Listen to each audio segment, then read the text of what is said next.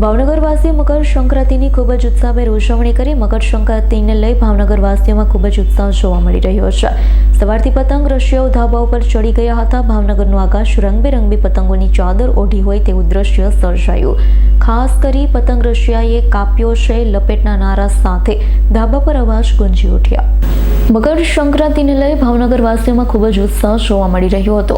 સવારથી પતંગ રસિયાઓ ધાબા ઉપર ચડી ગયા હતા। ભાવનગરનું આકાશ રંગબેરંગી પતંગોની ચાદર ઓઢ્યું હોય તેવું દ્રશ્ય સર્જાયું। ખાસ પતંગ રશિયાઓ કાપ્યો છે લપેટના નારા સાથે ધાબા પર અવાજ ગુંજી ઉઠ્યા। ખાસ યુવાન, મહિલા અને બાળકો આખો દિવસ પતંગની મજા માણી હતી। મકાનના ધાબા ઉપર અવનવા મ્યુઝિક સિસ્ટમ, ડીજે સાથે પકોડાના અવાજ સાથે પતંગ રસિયાઓ ગેલમાં આવી ગયા।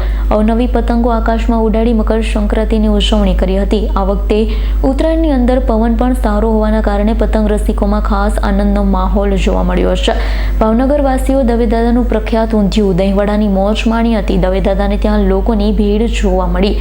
ભાવનગરમાં અલગ અલગ સર્કલ પર ખાસ આ વખતે અલગ અલગ રંગબેરંગી આકર્ષક ફુગ્ગાએ લોકોમાં આકર્ષણનું કેન્દ્ર બન્યો। રાજસ્થાનથી ખાસ આ ફુગ્ગાઓ વેચવાવાળા વેપારી આવતા હતા। એ લોકો સાથે એમ વાત કરી હતી કેવા કેવા પ્રકારના કેટલાક ફુગ્ગા હોય એ લોકો વેચે અને જેમાં ખાસ કરી નુકસાન ન પહોંચે તેવા હવાના પંપથી ફૂલાવેલા ફુગ્ગા લોકોના સ્વાસ્થ્ય માટે સારા છે। ગેસના ફુગ્ગાના કારણે બાળકો જોખમકારક બની શકે તે પણ લોકોએ ગંભીરતા લેવાની જરૂર છે। ઇરફાન સોલંકીનો રિપોર્ટ, S9 ન્યૂઝ, ભાવનગર।